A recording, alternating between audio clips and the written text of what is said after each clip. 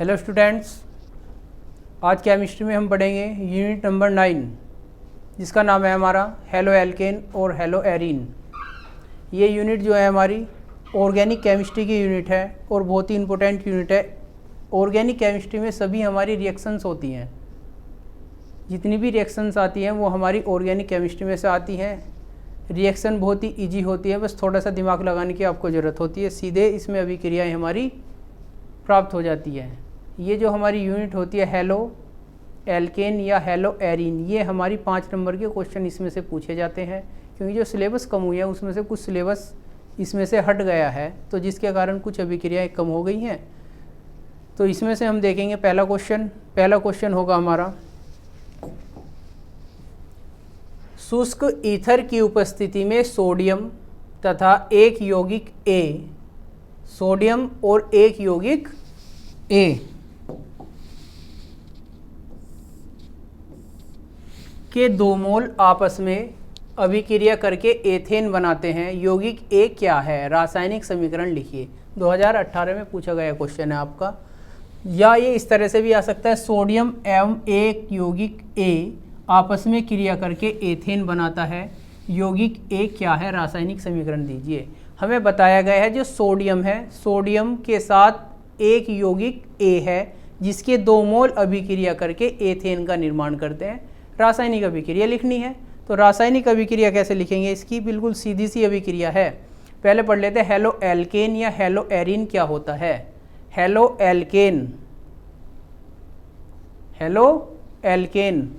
RX ये होता है हेलो एल्केन, ARX ये होता है हेलो एरीन।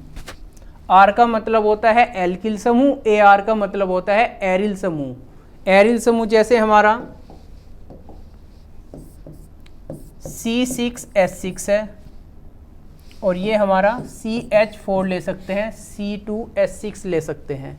तो जब हम इनका क्या करते हैं, हैलोजन से अभिक्रिया कराते हैं, CH4 प्लस X का मतलब आप सब जानते हैं ClBrI, कोई भी हैलोजन एलिमेंट, ठीक है, समझ में आ रहा है। तो Cl2 से अभिक्रिया करा दी, तो जब इससे अभिक्रिया कराएंगे तो CH3Cl प्लस HCl, एक जो हाइड्रोजन परमाणु होता है वो एक हाइड्रोजन परमाणु एक हैलोजन परमाणु द्वारा हट जाता है और उसका स्थान ले लेता है।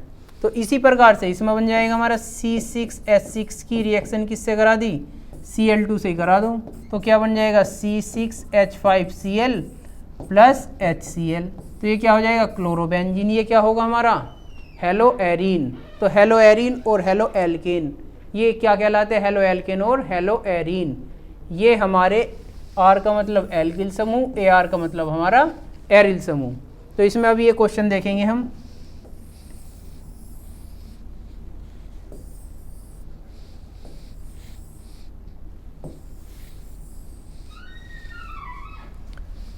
शुष्क ईथर की उपस्थिति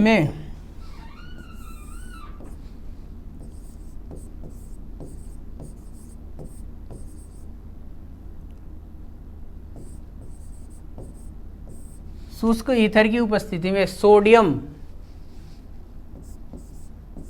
Na, सोडियम की अभिक्रिया किसके साथ कराई जा रही है, एक यौगिक A के 2 मोल, एक यौगिक A के 2 मोल, यानी कि हम ले सकते हैं CH3I, इसे ऐसे भी लिख सकते हैं ICH3, ठीक है, आया समझ में। ये क्या हो गया, आयोडोमेथेन के 2 अणु ले लिए, तभी तो हमारा क्या बनेगा, एथेन बनेगा। क्या पूछा है, एथेन का निर्माण होता है CH3CH3, क्या होता है एथेन का सूत्र, यानी कि C2H6। तो इस अभिक्रिया में क्या होगा, इस अभिक्रिया में I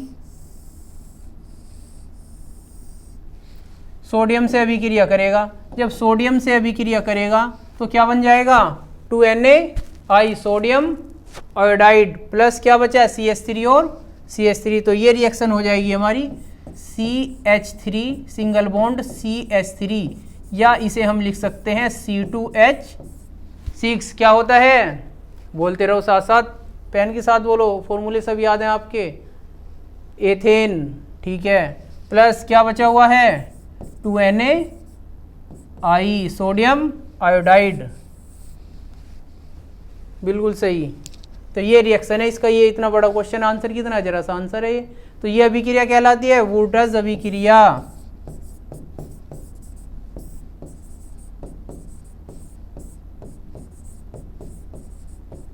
तो यह है अभिक्रिया हमारी वुडर्स अभिक्रिया का एक उदाहरण है।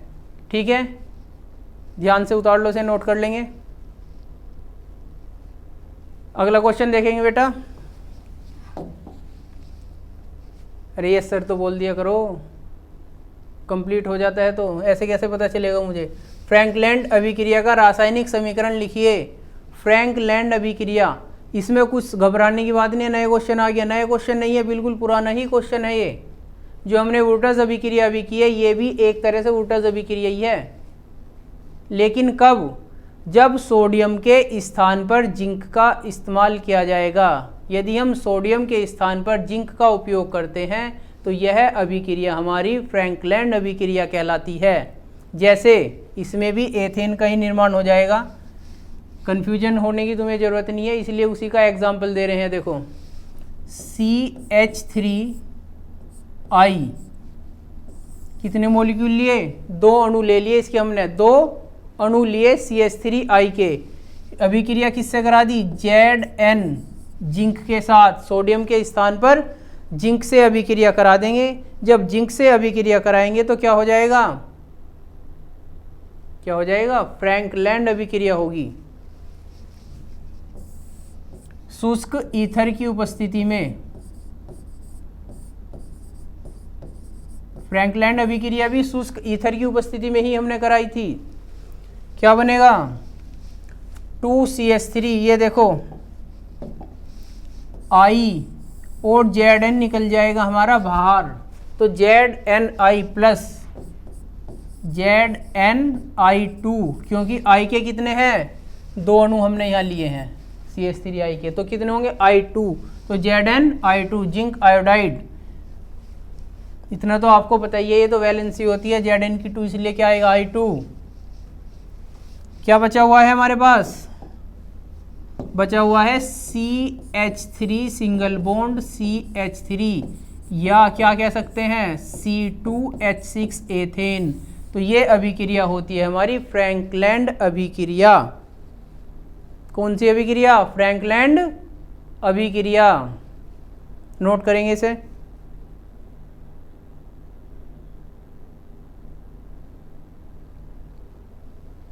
अगला क्वेश्चन देखेंगे,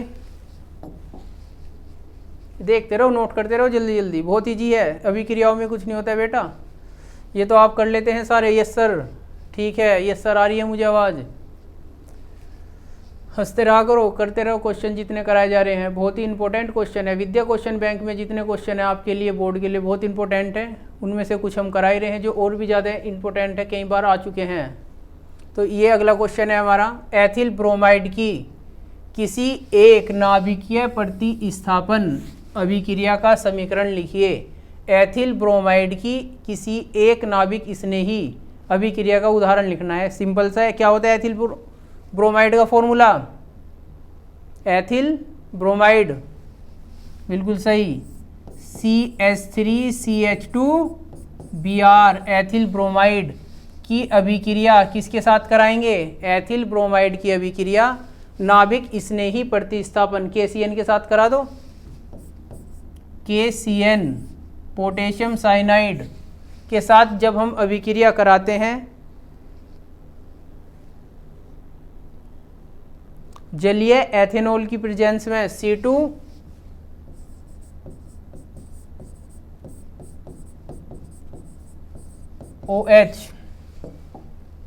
तो इसमें हमारा प्रोडक्ट क्या बनेगा? सोचने वाली क्या बात, देखो Br, K निकल गया, KBr बाहर निकला, तो क्या बचा है? CH3CH2CN,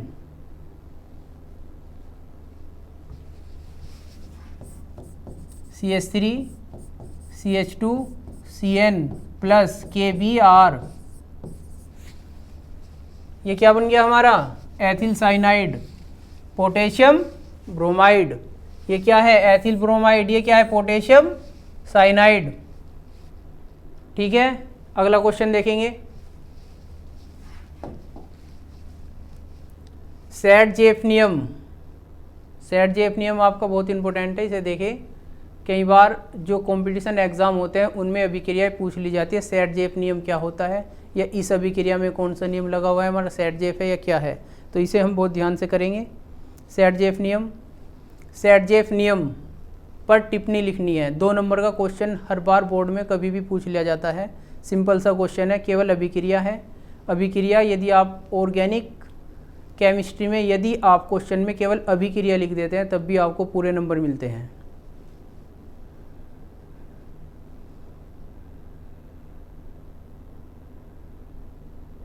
ठीक है, इसे देखेंगे। क्या सेट-जेफ नियम इस प्रकार होता है, कैसे होता है, जब कोई हेलो एल्केन अभी बताया था, हेलो एल्केन का क्या फॉर्मूला होता है, RX, ये हेलो एल्केन का फॉर्मूला है हमारा। जब कोई हेलो एल्केन 2 विभिन्न रीतियों से विहाइड्रोजनीकरण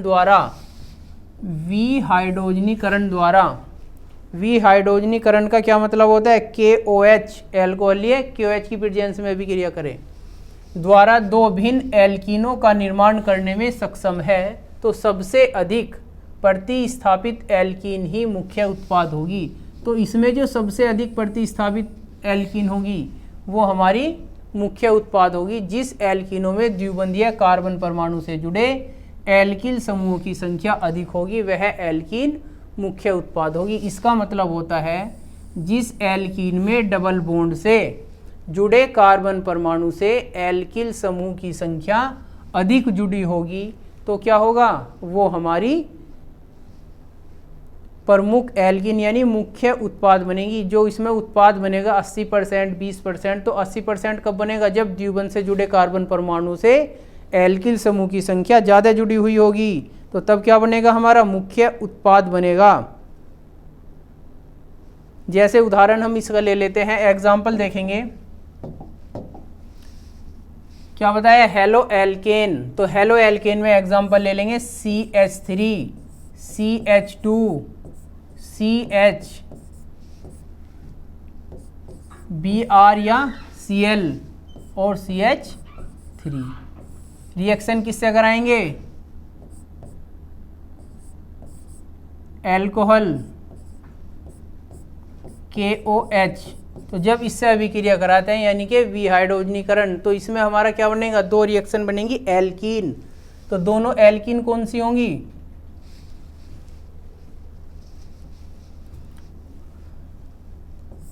एक तो ये हो सकती है CH3 single bond CH, double bond CH और सिंगल बॉन्ड CH3। दूसरा क्या बन सकता है product, CH3 CH2 C double bond CH2।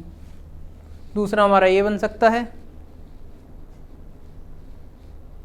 ये तो बनेगा।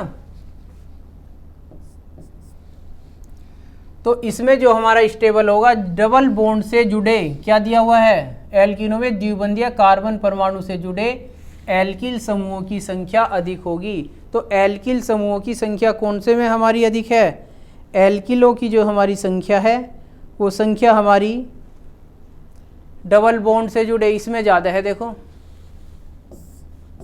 इसमें कितनी है, यहाँ तो एल्किल समूह 1 है, तो कौन सा हमारा होगा, ये हमारा प्रोडक्ट बनेगा 80% और ये बन जाएगा हमारा 20%। इसका नाम हमारा क्या होगा बताइए, कितने कार्बन परमाणु हैं, 1 2 3 और 4, 4 पे क्या होता है हमारा ब्यूट 1 ईन, तो ब्यूट 1 ईन ये होगा।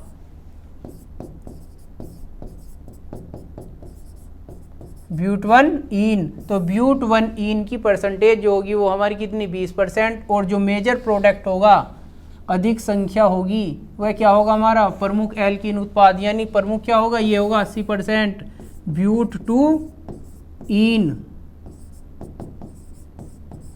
क्योंकि डबल बॉन्ड से जुड़े कार्बन परमाणु के पास एल्किल समूह की अधिक संख्या है, तो ये होगा हमारा मुख्य उत्पाद इसमें ये होगा, ये कहलाता है हमारा सेटजेफ नियम।